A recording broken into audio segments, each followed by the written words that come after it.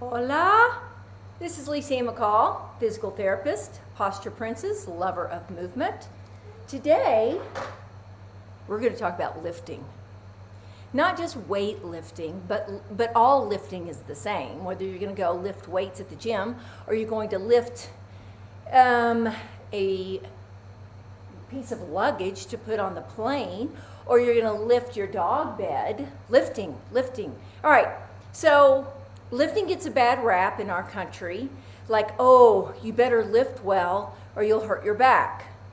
And the concept of lifting well is very different in our culture than it is in other cultures. Cultures that people live off the ground, live working on the ground. They bend over all the time. They lift things up, put them on their head. They're lifting with a straight back. They're not lifting, squatting with a straight back and putting a lot of pressure through their knees. They lift very efficiently, but they also have a feel in their body of how to lift. And when you have a feel, then you don't have to worry about getting injured. Now that's kind of a radical concept to many people, is, well, you can't know whether you're going to get injured. Yes, you can know, and I'm going to show you today how you can know. Because what I'm going to teach you or show you or share with you and practice with you is more of structure training so you can be strong. So think of structure training as strength training in its most pure sense. So let's get into it. The first thing is, I've taught you many times on how to bend. And how to bend is pretty much 90% of how to lift. And what I've recently been exposed to lately is people say, well, so-and-so lifted something real big and they shouldn't have. And I'm like, what does that mean? What do you mean they shouldn't have? I don't like phrases like that because they're saying that lifting is bad or that person didn't. It's not like a feel. You will not hurt yourself if you can feel what you are doing. And structure, by following what your structure is doing, you are so safe. But if you think you've gotten really strong and you can pick up something and move something, it's a very vague sensation, a vague concept, and then you don't really know whether you're doing it right or wrong or whatever. So it doesn't have to be vague. So let's play around with this. So please do this with me. And John, if you have a second, if you want to go in my office and get my spine, you can, but it doesn't have to. It's up in the closet. I forgot to bring my spine. I wanted to show y'all something. Treatment room? No, in my office at the top. So I forgot to bring my spine, and I really want to show you my spine. But let's start with this. Okay, I'm going to lift something really lightweight. This is a little dog steps, okay? And if I start learning how to lift something light, then I know I'm not going to hurt myself. If nothing else, I'm just going to get stronger in my back, more flexible in my hamstrings, and I'm going to be better at lifting so that when I have to lift something heavier, I know, as in knowing with my body, what is going on. So I first, as y'all have seen many times, is I put my fingers along my spine where the groove is. So the groove is at the low back area, and it is you maybe sticking your bottom out a little bit. It's perfect. If you stick your bottom out a little, then you have a little arch in your back, which is natural, and you have to relax your belly. So you've got that. If you've got that little arch, that arch is you're locked in. Your spinal column down here, L5, S1, L5 is shaped different than the other vertebra. It is designed to lock in to the sacrum. L5 is a transitional vertebra, you could say, to the rest of the vertebrae. I don't know. And your sacrum is part of this pelvic area. So when people hurt their backs, if they don't feel that locked in feeling, then they're vulnerable. Now, when people talk about a sway back, while we're here, let's discuss it. Sway back has to do with the fact that from L5, going up to L4, 3, 2, up, that part is not designed to be swayed. It is designed to be stacked more straight. And this spine doesn't let me do that very well. It kind of forces me to put a curve. And in ideal situation, it's a little straighter. So a curve in the back gets a bad rap. And it gets, oh, we need to drop our tailbone. No, you drop your tailbone, you've unlocked your spine. You've unlocked that L5S1. And when you unlock that, then you are very dependent on your muscles holding you up.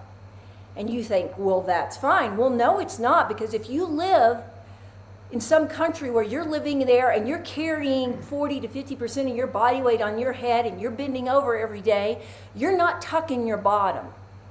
You're locking. You don't even know that you're doing that because you've been doing it since you were a baby. And little kids, if you watch a baby running out, they got a butt. And they got a little curve in their back. And so that is just anatomically the way we're designed. So basically what I do is really help you undo postural or movement ideas and habits that are not giving you your authentic self in the body. Okay, so I'm going to do it. Okay, let's start with, no, I said I was going to start with this. Excuse me. This is a little step for the dog that just jumped up. I don't even know if she used it. But I'm going to put the fingers on my groove. I'm going to turn my thighs out, and I'm going to come over, and I'm going to pick it up. And that's really lightweight. And that's how I start to learn how to bend and lift. Now here's a little fun gadget. This is a walking stick. You can do this. You can take the walking stick. How do I want to do this? Oh, I think I'll do it this way. And you can hold on to the walking stick down low. Okay? So I'm holding on to it. It opens up a lot of people's shoulders by just having to hold that there. Okay? But this is going to give me feedback because most people have a problem with their upper back bending too soon or at all. So if I hold this here and put my feet apart and I bend, I have my little arch. I get here and I go, wow, oh, that's a lot of hip bending. I'm not slumping at the top. You can feel right here at the top, and you can feel exactly where your spine's supposed to be. And you feel a lot in here. So when you've really locked your spine out, or locked like I showed you, you will know that you have a really strong back because the back feels fine. You feel all the discomfort or work in your butt, in your hamstrings, okay? So there's that. You can practice something light like that. And then you can get a dog bed. Same thing, I go over. I could use this again.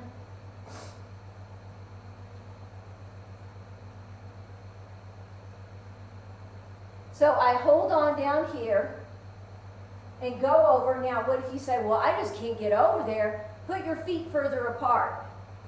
Make sure your knees don't knock. Make sure they turn out. It's like you're riding a horse. If you sat on a horse and you bend over and you just put your torso on the horse, that's pretty much what I'm talking about. You're on a horse and then you bend over and your back is straight. Now my back is straight and I can reach over and get this, okay, and I can pick it up. I used to use this for visual. And you get used to that, okay? Now, you can take that to the gym. You need to start here in your life because then you go, wow, I've got more flexible hamstrings. Wow, I'm a little stronger in my butt. Wow, I stand up straighter. All those things are related to bending and lifting. You can't separate any human movement from each other. It's all connected. And that is what we're missing in our medical fitness world. We're not showing and helping you to experience the connection. Because when you experience the connection, you have more body confidence. You just know in your body that thing works, okay? So, now, I'm going to take this and I'm going to lift it up and put it on my head. Now, this is where people have the most issues with lifting because this area from here about to here is not, it's the weakest link, you could say, for us. And in a lot of those other countries, if they're really lifting something like a big bunch of rocks, they'll lean over, pick it up, and then other people will help them to, get it up on their head. So what you're going to do is you get this, and I got this dog bed, and I like to keep my back nice and straight, maybe stick my butt out. Then I hoist it up, and I can put it on my head, or I can put it on my shoulder. I can do either one, but I'm structurally holding this bed. I am letting my structure carry the weight. You may not want to put it on your head. It's just, but most people feel better when they put it on their shoulder.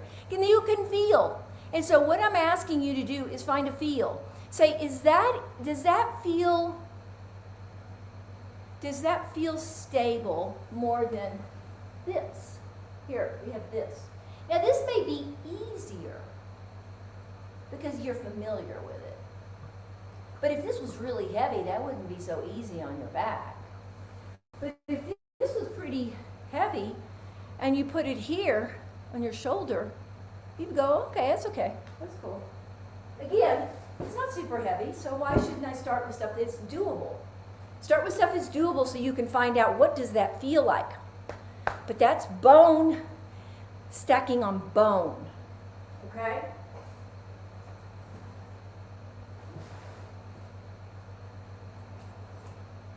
Now, here we go, luggage. This is empty. Start with empty. It's always good to start with empty. You're going to travel. You've got the little thing. You picked it up. You roll it around. You know how to do the rolling, all that kind of stuff. But let's say you want to get it up in the overhead compartment. Well, it depends. It depends on how heavy it is and depends on how much you've been practicing. All I'm going to say is the more you practice knowing how to bend, and then I'm getting this here, and my back is nice and straight, and so I'm lifting it through my spine. I'm lifting it so a lot of the weight will go through my spine and go all the way up, and then I put it there. Now, you have to practice that to find out where your weak link is. Maybe you could lift it up to here, and you go, I can't get any higher than that. No, I have a bad shoulder. No, I can't get it. Okay, then put it down. Get this, and pick it up, and then begin to lift this. And work on some of my videos where I show you how to get range of motion. But I want you to notice that this is straight, and I am not doing this. My butt doesn't tuck, and I'm not putting the weight through my shoulders and neck. It's a structure thing. It's a feel. So once you've done this few hundred times, really, you start to realize this could be my weightlifting. I could just use stuff in my house. I bend over, maybe you only get to here. You go, that's all I got, okay? That's fine. Maybe you're traveling and you do need help because your bag is way too heavy. That's fine. But maintain this understanding that as I go through with lifting, it's moving through a lot of my bones. Now, why? How would I know that? Well, it's not as difficult to do. When you stack your bones well, you can do amazing things with less effort. So this is kind of fun. One more thing. Here I am. I'm going to pick this up. Get it here. You know what this looks like? Looks like a baseball player. Right now we're in the World Series. They hang out maybe like this, and then they get up to a bat and they're like this. And they do hold their bat up high now for home runs, from what I understand, versus being over. And okay, whatever. But their butt is always out, and they're stacking. They may not know it, but they're stacking things right in their bones so that they can rotate really well.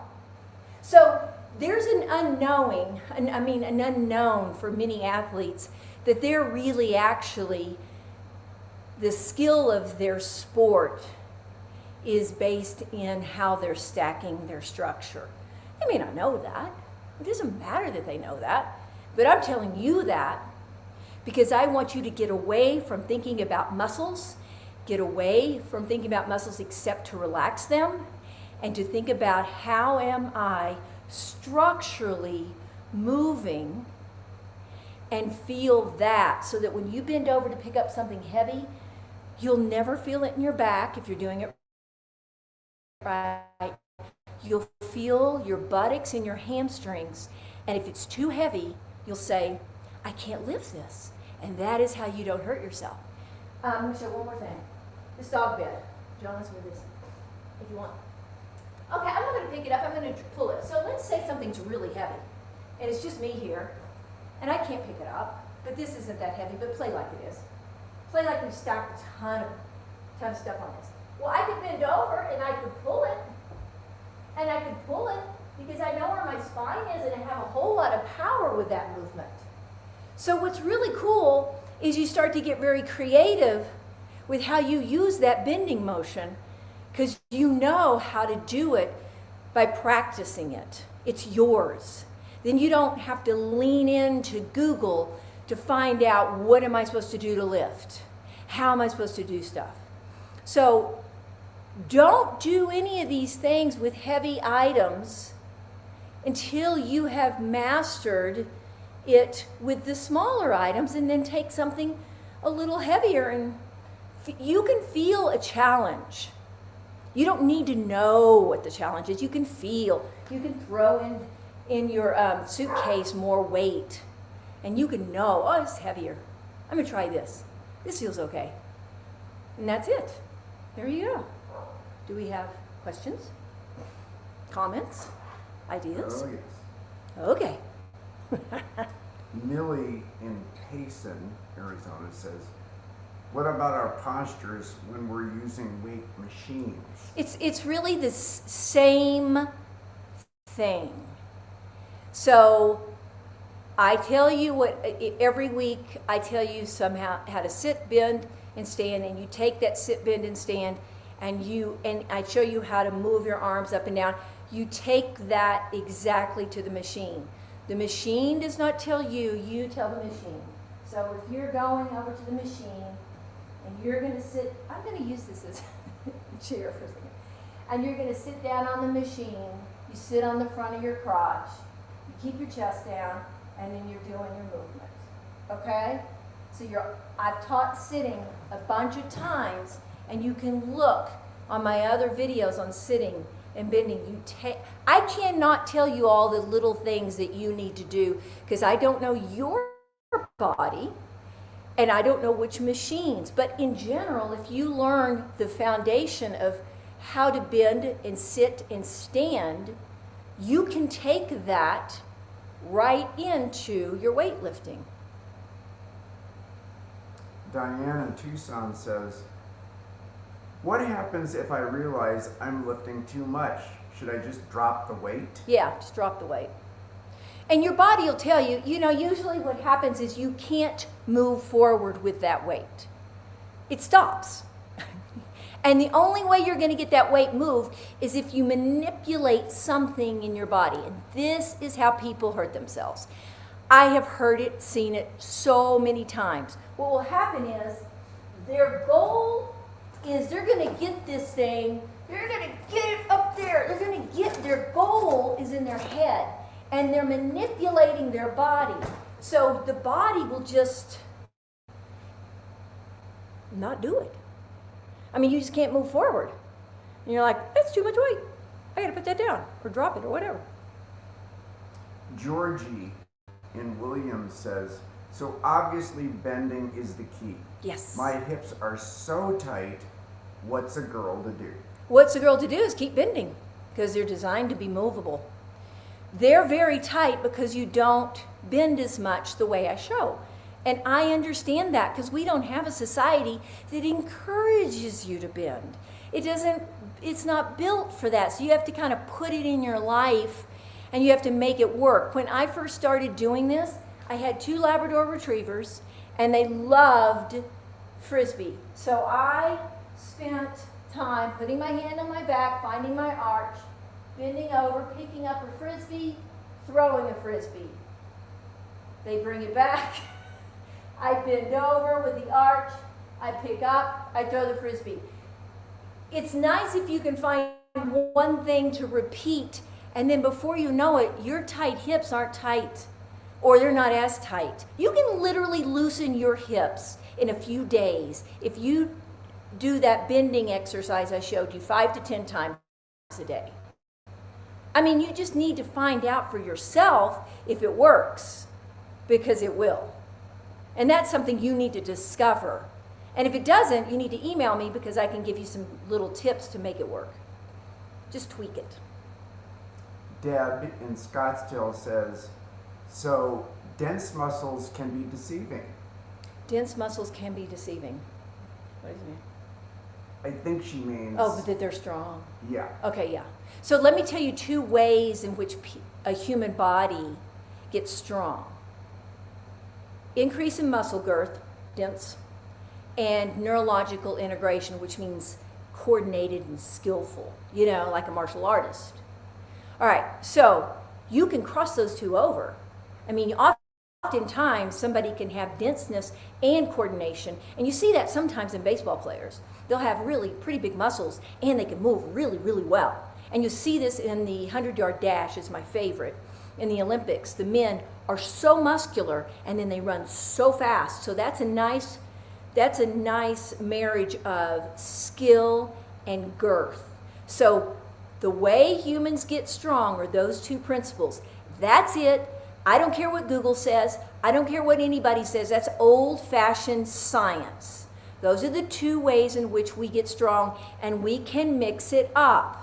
Meaning we can add. Some people will have more muscle girth because they just have that type of muscles. They're more what we call, well, they're not endomorphic, they're mesomorphic. They're more mesomorphic because they just put on muscle more than somebody else. I'm very ecto, very skinny. And everybody's kind of leans one way or the other. And people usually go to the sport that emphasizes their strength. Like baseball players tend to have more muscle, and that muscle is usually fast twitch, and that usually means speed, quick, short, fast. So people tend to go in directions of the sport that their body is built for. So yes, the truth is somebody with a whole lot of muscles doesn't mean that they can necessarily do a lot or do something well. Linda in Bellingham, Washington says, explain a little more what you mean about the spine being locked in. Okay. Is it supposed to feel a certain way? How do I know when it's locked? Okay, that's really good. So it's locked in down here, and I'm going to tell you it's, well, you don't even need to see it. Okay? I use that as a visual, but here's how people know. When they bend over and they find their arch, their low back, there's the little arch right there, and they put their feet apart and turn the knees out and they bend over. Now right here, if you put a dog toy or something right there, okay, and it balances, you're probably locked in. And what you can do is you can ask somebody to come press on your back, and if they press on your back down low, and you just don't feel anything but here, then you're locked in. And it can take a little time. That's why I like the stick. The stick will help you get in that position. But somebody can come press. And what usually when people don't have that locked in, their groin is too tight. They're not like turning their thighs out, and they're not letting the weight fall down into the groin. You've got to feel a little stretch in the inner thigh, butt, or hamstring. Got to feel a little stretch in there. And I don't know where you're going to feel the stretch, but it's one of those areas. And then you'll know you're locked in. Yeah. Barry in Seattle says, how much should my knees bend when I'm bending? Depends on your height and your build. However much you need to bend to keep the arch in your spine. So if you're really tight or really tall, you may need to put a good bit more space between your feet and turn out, because if you're way up here, you're tall, and you try to bend and keep an arch, it's a lot further to go down, so you may need to bend a little more. Now, what you don't want to do and this is very common, people will bend and then they just do this. They just bend and they don't realize, this is a little complex, that the bottom is continually going up. So, here we go. So, you bend over, you go, I can't go any further. So you bend your knees a little, and then you take your butt up a little.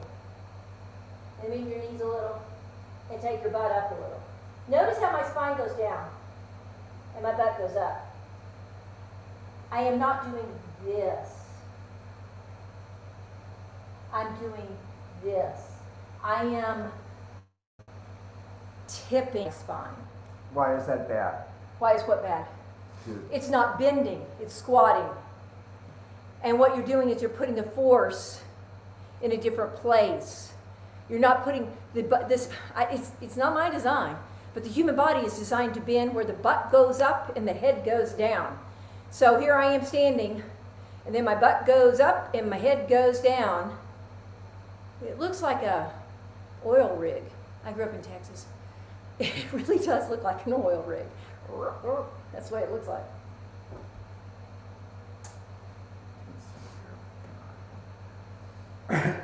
Lisa in Portland says, when I balance a heavy weight on my shoulder, my hip juts out in the opposite direction. Is that bad? You balance weight on your shoulders, or like that thing back there? I don't really know. She puts a heavy weight here, On like her luggage Oh, here. luggage And then here. to balance out, she does this. Yeah. Oh, thank you. My husband remembers these things better than I do, or understands them. Okay. Very good question. Thank you, ma'am. We don't want that. That's not easy. This puts the weight here. Makes you have to be stronger in your shoulder arm. If I go like that, like a lot of moms will do that with their kid, they'll stick the kid on a hip out here. Well, that really can be taxing on the spine over time. You want to keep this in line. You want to keep this in line. You don't want butts going out.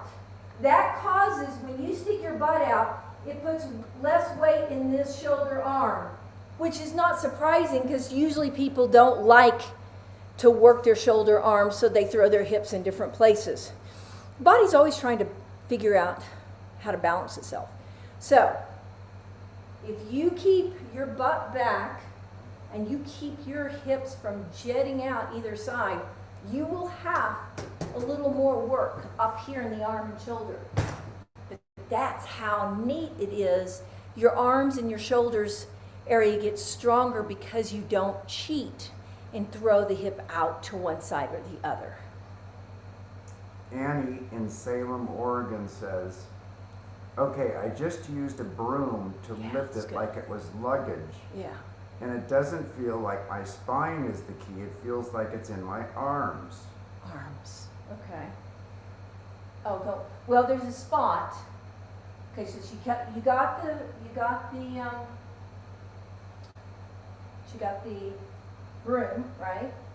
You bend over, and then what happens is you find out to keep your spine straight, you have to use your arms some, and you come up, and then you put up. You're going to use your arms. I think people discover how weak their upper bodies are when they get their spine straight. So start with, first of all, to answer your question, start with something very light. What you did was right. Broomstick, lifting, find out your arms. It's really your upper back and your arms are not as strong. This is kind of what people want to do. They want to pull up and do this. Because if I do this, I don't have to have strong arms. But I compromise my ability to be able to do it well, which will give me strong arms. So everybody's different. But I did notice when I started doing this that I had to get, my arms started having to work more because I wasn't compromising my spine. So yeah, start small and build that way.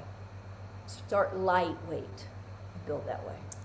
This segues into the last question. Terry in Phoenix. So it sounds like you're saying when I'm doing a bench press, Yeah. it doesn't make any difference how, even if I don't have any weight on the bar. Yeah. Bench It press. doesn't make any difference how much weight I put on there. The posture is the key. The posture is the key. It's always the key. Then when you're lifting, you are lifting the right amount of weight because you won't be able to lift if it's too heavy. I can take most weightlifters and I could go into the gym and I would change their posture, change their alignment, and they'd have to drop the amount of weight because I would give them more efficiency in the movement, and then they'd get a lot stronger on a deeper level. So if you are lying there and you know where your shoulders, chest, and spine are, then you take that bar and you do a clean bench press.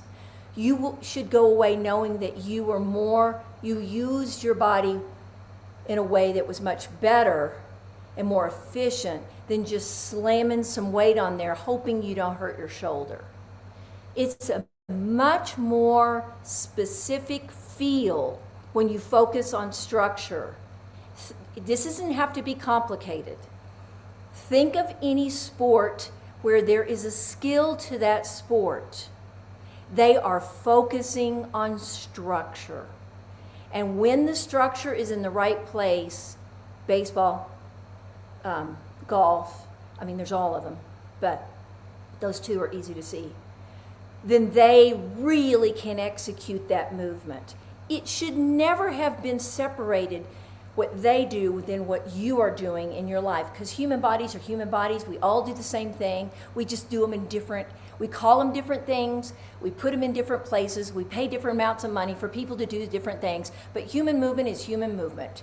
It's your structure balancing with gravity, and it's a baseball player's structure balancing with gravity. We're all built the same in general, so we should all, in general, understand the foundation to all those things. So that's pretty much it. Okay, so if you're confused, which I don't surprise, please email me at mccallmethod.com, and I would be glad to answer any questions. And subscribe, share, and enjoy your week, and I'll see you next week. Oh, next week I won't be here on Thursday, so we'll probably do a Wednesday or a Friday, but just heads up, we can't do Thursday next week. See you later, alligator.